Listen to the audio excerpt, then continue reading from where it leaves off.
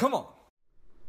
So I was on Twitter earlier this week, and before I go any further, if you are not on Twitter, do not go on Twitter. Do not spend any time on Twitter.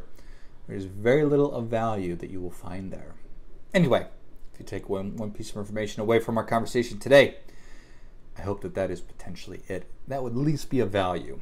Before I go any further, if you are interested in watching a video of this, this is the first episode of Money Savage that will actually be on YouTube. So just go to YouTube and search the Money Savage podcast and you will find it. Have the intention of putting up a lot more in the future. So we'll get started with that. So I was on Twitter, and you'll never know if you've never been on because you're not going to go on, but come with me on this one. It has this trending area, right? So it tells you what the really hot topics are in the country. And one of the topics was that 401k plans, let me just get it right here. 401k plans no longer make much sense for savers. And that obviously piqued my interest because I talk a lot about 401k plans and all that good stuff. So, and I don't want to make this like I'm just being a critic. I don't want to just make this like I'm poking holes or saying that it's not accurate information, because I just don't want to do that. I don't want to be somebody who is doing that, who is being critical because this person wrote this article and they put it out in the world. But because they did it, I also want to make sure that it's not giving people disinformation and it's not causing people to stop doing really important activities, particularly in this time that we find ourselves in, where there is so much uncertainty in every aspect of our lives, and confusion and non-clarity and all that. And what a 401k does, just fundamentally, a 401k is not good, or it's not good or bad, right? It just is. It's an account that allows you to accumulate assets for your eventual one-day retirement, right? One thing a 401k plan does is it allows you to pay yourself first, and we all know that is something we are supposed to be doing. The money goes directly, before it hits my bank account, it goes into my 401k plan. So it is automating our savings. It is forcing us to save.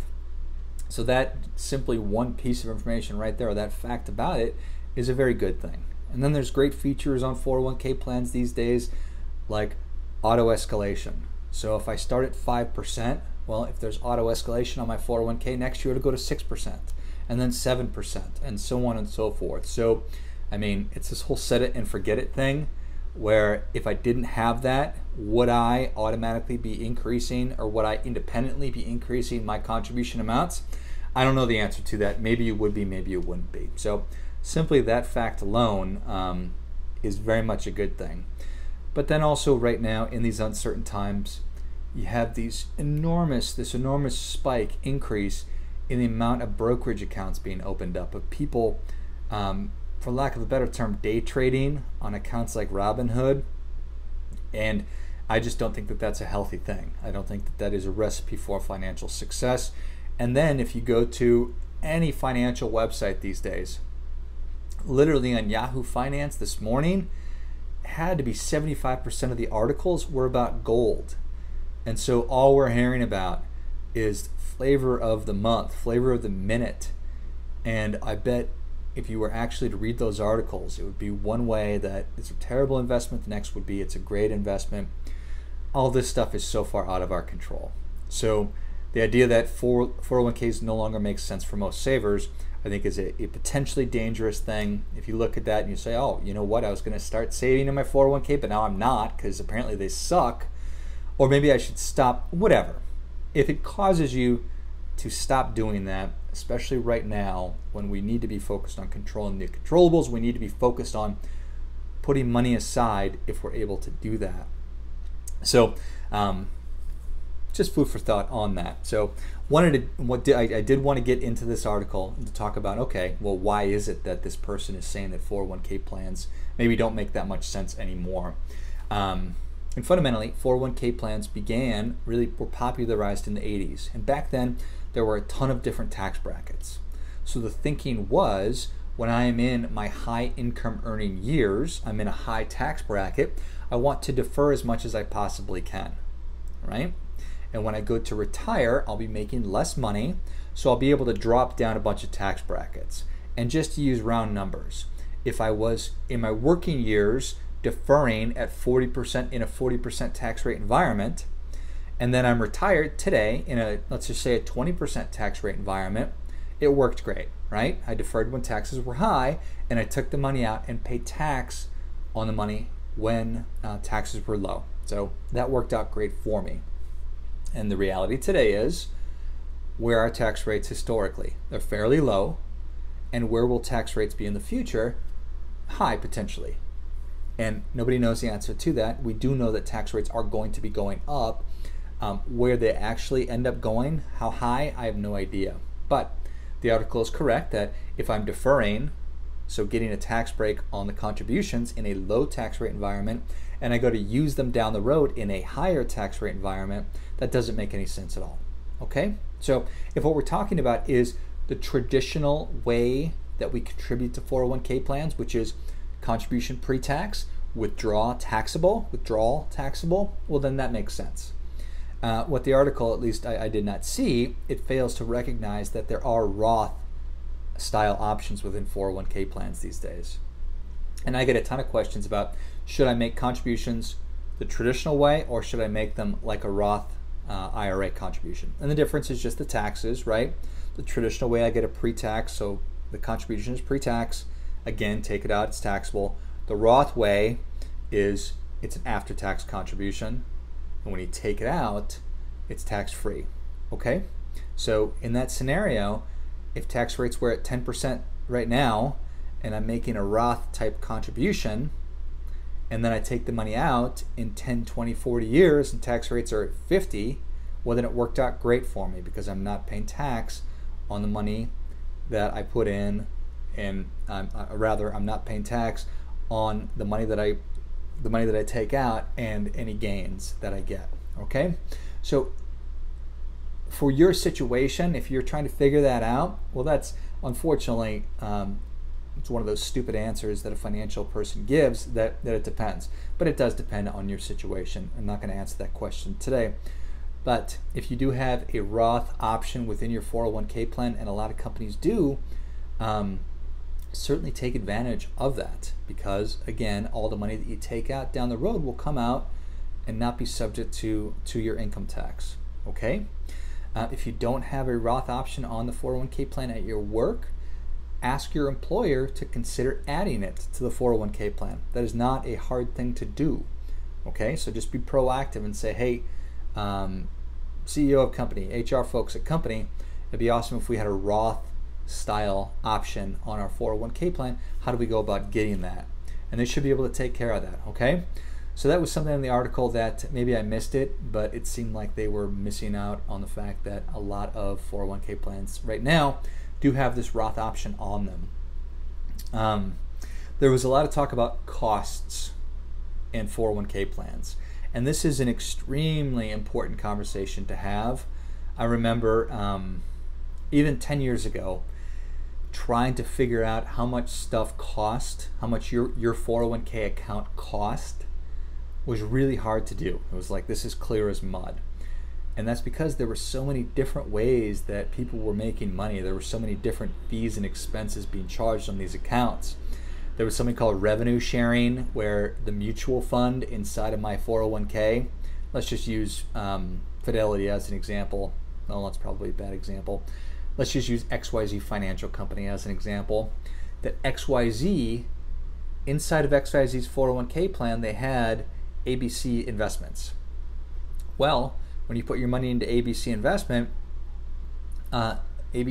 was sharing revenue with ABC. Now I've really muddied the water here.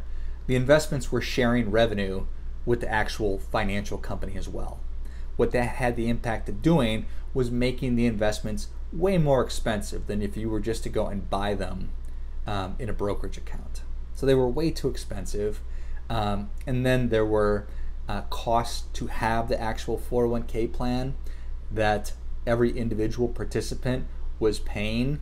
and that still does happen. There's a lot of different terms for what that's called, but just think about it in terms of my 401k is charging me to just have the account, because it costs these financial companies money to actually put a 401k in place, so they pass that along to somebody, and all too often that falls on the actual participants, so the employees, so you and I, it falls on us to pay that. And that's really, it's really suboptimal and not ideal. I think in a perfect situation, the company should be paying all those fees and all those costs and not passing them along to the actual participants. And that's a big gripe from this article, and I definitely agree with that. So there's that. And there's also the issue of your financial professional. If in fact there's a financial professional who's helping your company to manage the 401k plan, how is that person getting paid? Are you, the participant, paying that fee? You potentially are. And I tell you what, if you are paying that fee and you never have any interaction with that financial person, well, that's not fair. That's not appropriate. That's another fee that the company should be paying. All right. The article did mention that it's something like 3.5% that a lot of 401k plans, those were like the total fees going to the participants, that the participants were actually paying. And I hope that's not true, because that's a huge number. That's a ridiculous number. If you and I can go open a brokerage account at Vanguard for probably $15 a year and buy an S&P index fund in that account for 4 basis points or 2 basis points or whatever, so almost free, then it's pretty ridiculous. That it's 100% ridiculous. It's robbery. It's unjust to be thinking about paying 1.5%, 2, 3, 3.5%. So 100%. That's super important. The good news is that you know what those fees are. You get something called a fee disclosure document every year. The technical term is a 408B2 fee disclosure document. So you get that every year. If you don't, and you know what, as I say that, it's one of the frickin' 5,000 emails that you get, or one of the 50,000 emails that you get, so super easy to lose that. If you are curious how much your 401k is costing you, talk to, again, your leadership at your company and say, hey, I'm trying to figure out how much the plan costs. Can you please send me the 408B2 fee disclosure? Or you can reach out directly to the record keeper, which is the financial company.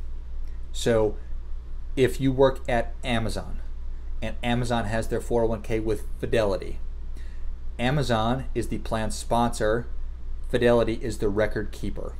You can ask Amazon for the 408B2 fee disclosure. You can go to Fidelity and say, hey, my name's George Grumbacher. I work at Amazon. I want a copy of the 408B2 fee disclosure. So if you have a hard time tracking that down, you can email me and I will help you track it down, so you will know. You can find my email address in the notes of the show. So, all right. So transparency is super important. I want you to know how much everything costs. You really got to know your facts here. I just want to make sure, I'm going through my notes here, that I hit on everything that's important, at least from my perspective, what's important. Obviously, not obviously, but if your 401k plan, if it offers you a match or a profit sharing, that is free money. You need to take advantage of that. So yet another reason that 401k plans will always make sense for savers, because sometimes, hopefully more as we come out of this, if we ever come out of this, there'll be an opportunity for you to get free money. And if you are not taking advantage of the match on your 401k, well, shame on you. You need to start making contributions enough to take advantage of that match. And you can again talk to your HR folks, you can talk to the record keeper and say, hey, I'm trying to figure out how much I need to be contributing to my 401k plan to make sure I take advantage of the full match. And they'll be able to tell you that, okay? There's probably some kind of a formula, but not rocket science. You'll be able to figure that out. You're listening to this show, so that means you're a super smart person, right? All right. So again, appreciate somebody writing an article like that so that you maybe get the conversation started and say, okay, should I be thinking about a 401k? And if it causes you to look into your 401k to really understand the fees and the expenses and to maximize that and to potentially even lower them, well, that's all the better. There are a lot of 401k plans that are older plans that have not been subject to fee reductions. And today there's all these new financial technology companies that are popping up, which are in the 401k plan space, which are in fact reducing the amount of money that it costs. So you're saving more money. All right, so that is that. In these tough times, we just need to be focused on controlling what we can control. And the savings rate that you have, how much you're saving, putting aside, is one of those controllables. So I want to help you live how you want, and the only way to do that is to know how you want to live.